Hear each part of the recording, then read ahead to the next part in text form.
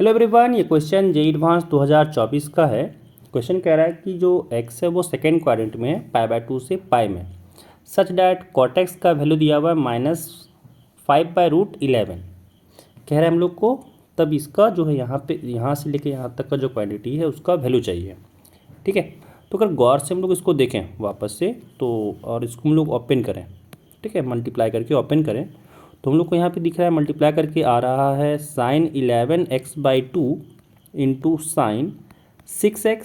साथ में फिर अगर माइनस को देखें तो हो रहा है -sin11x/2 इंटू cos6x। ठीक है, फिर यहाँ पे जब इसको मल्टीप्लाई किए तो आया यहाँ से cos11x/2 इंटू sin6x, और फिर यहाँ से जब मल्टीप्लाई किए तो हो गया प्लस cos11x/2 इंटू cos6x।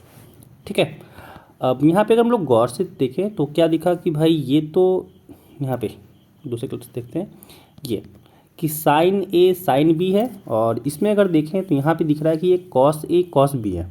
ठीक है, हम लोग फॉर्मूला जानते हैं इसके लिए कि भाई ये आपका चेंज कर जाएगा कॉस ए माइनस बी। ठीक है, कॉस ए माइनस बी का फॉर्मूला होता है cos A cos B plus sine A sine B. तो यहाँ पे हो जाएगा 6x - 11x/2। ठीक है, और अगर हम लोग अब इसमें देखें, कि भाई यहाँ पे दिख रहा है हम लोग को इसमें साइन ए कॉस बी, और यहाँ पे दिख रहा है कॉस ए साइन बी माइनस में, यानी यहाँ पे हम लोग इसको लिख सकते हैं कि प्लस यहाँ पे ये बन जाएगा साइन ए माइनस बी। ठीक है, क्योंकि साइन ए माइनस बी का फॉर्मूला बन जाएगा sign A cos B minus cos A sine B. यानी यहाँ पे हम लोग को सॉल्व किए जब हम लोग इसको सॉल्व किए तो यहाँ से आया 6 × 2 12x - 11x/2, यानी x/2 बचा। तो यहाँ पे आ गया cos x/2 प्लस यहाँ पे अगर देखें तो यहाँ पे भी आ गया sin x/2, है ना। इसका मतलब यहाँ पे हम लोग को सिंपल सा cos x/2 plus sin x/2 का वैल्यू पूछा है, और फालतू में इतना सारा गंदा इक्वेशन दे रखा था, निकाल कैसे जाए। तो यहाँ पे हम लोग को इन्फॉर्मेशन दिया हुआ है कि भाई cot x का जो वैल्यू है वो यहाँ पे दिया हुआ है -5/√11, है ना। तो इसको लेके चलना है। यहाँ पे हम लोग को दिया हुआ है कि जो cot x है ना, ये इसका वैल्यू है -5/√11। अच्छा, एक चीज़ और ध्यान क्या देना है कि यहाँ पे जो हम लोग का एंगल आ गया, यहाँ पे जो हम लोग का एंगल है वो x/2 है। तो ध्यान ये चीज़ देना है कि भाई जो x/2 होगा, अगर x हम लोग का यहाँ पे देखिए π/2 से पाई में है ना, π/2 से पाई में यहाँ पे है। तो जब π/2 से पाई में अगर है तो अगर इसको हम लोग आधा कर दें x/2 को, तो नहीं लग रहा ये आपका फर्स्ट क्वाड्रेंट में पहुँच जाएगा। ध्यान ये चीज़ देना है कि जब फर्स्ट क्वाड्रेंट में पहुँच गया यानी हम लोग का ये भी पॉजिटिव होगा और ये भी पॉजिटिव होगा। ठीक है, चलिए निकाल लेते हैं पहले यहाँ से sin x और cos x। तो पहले यहाँ पे एक ट्रायंगल बना लें, ठीक है, और फिर यहाँ से हम लोग निकाल लेते हैं sin x और cos x।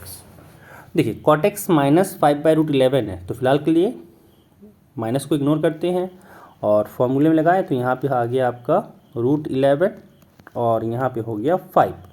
अब यहाँ पे अगर हम लोग हाइपोटेनस निकालना चाहें तो हो जाएगा √11 का स्क्वायर 11 हो गया प्लस 5 का स्क्वायर 25, यानी रूट में 36 हो गया जो 6 के बराबर हो जाएगा। ठीक है, यानी यहाँ से अगर देखें तो sin x क्या हो जाएगा, sin x यहाँ से हो जाएगा हम लोग का √11/6, और अगर हम लोग यहाँ पे cos x की बात करें तो cos x हो गया 5/6। ठीक है, अच्छा हम लोग को चाहिए ये चीज़ नहीं था, हम लोग को चाहिए sin x/2 और cos x/2। तो यहाँ से हम लोग निकाल सकते हैं आराम से cos x/2, क्योंकि cos x की फॉर्मूला अगर बात करें हम लोग तो cos 2x क्या होता था, cos 2x होता था 2 cos² x - 1। अगर हम लोग एंगल को चेंज कर दें, ठीक है, एंगल को हम लोग अगर चेंज कर दें, एक सेकेंड, अगर हम लोग यहाँ पे एंगल जो भी फिलहाल के लिए 2x है उसको हम लोग अगर x कर दें, है ना, तो हम लोग को एंगल क्या मिलेगा। देखिए cos x था, यहाँ पे हो जाएगा x/2। ठीक है, तो इसके अकॉर्डिंग यहाँ पे अगर देखें तो यहाँ से आ गया 2 cos² x/2 - 1 = 5/6, यानी यहाँ से हो जाएगा 2 cos² x/2 - 1, उधर जाके हो गया +1, यानी यहाँ पे आ गया 5/6 + 1।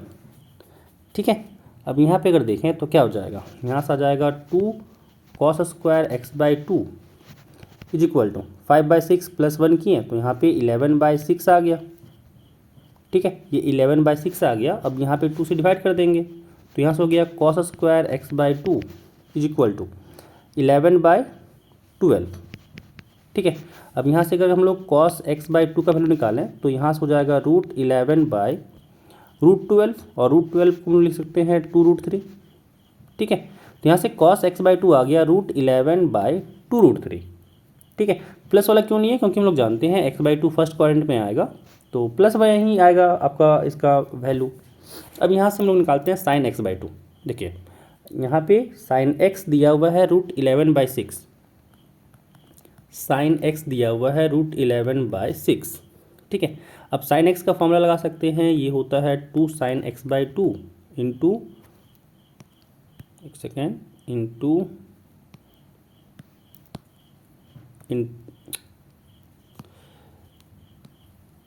2 sin x/2 into cos x/2 और ये दिया हुआ है √11/6। ठीक है, cos x/2 का वैल्यू रखते हैं यहाँ पे तो यहाँ से आ गया 2 sin x/2 into cos x/2 है 11/2√3 और दिस इज इक्वल टू √11/6। ठीक है, √11/6 यहाँ पे एक लाइन दे लेते हैं पहले। अब यहाँ पे अगर देखें तो क्या क्या कट रहा है, √11 से √11 कट रहा है। ठीक है, 2 से 2 कट रहा है, √3 से यहाँ पे 6 कटेगा 2√3 टाइम्स में, यानी यहाँ से आ गया sin x/2 is equal to 1/2√3। ठीक है, अब यहाँ पे cos x/2 का भी वैल्यू आ गया, sin x/2 का भी वैल्यू आ गया, दोनों का वैल्यू यहाँ पे अगर रख दें, इसको थोड़ा सा हम लोग शिफ्ट कर लेते हैं और नीचे, तो यहाँ पे आराम से हम लोग बना सकते हैं। चलिए वैल्यू लिखते हैं। cos x/2 क्या आया था, हम लोग को आया था √11/2√3 प्लस sin x/2 का वैल्यू आया 1/2√3, तो यहाँ से आ गया हम लोग का 1/2√3। एलसीएम लिए तो यहाँ से हो गया 2√3, यहाँ पे आ गया √11 + 1 और ये हम लोग का आ गया इसका वैल्यू। ऑप्शन कौन सा मैच कर रहा है, √11 + 1/2√3, ऑप्शन बी। तो बी इसका हो जाएगा करेक्ट आंसर। ठीक है।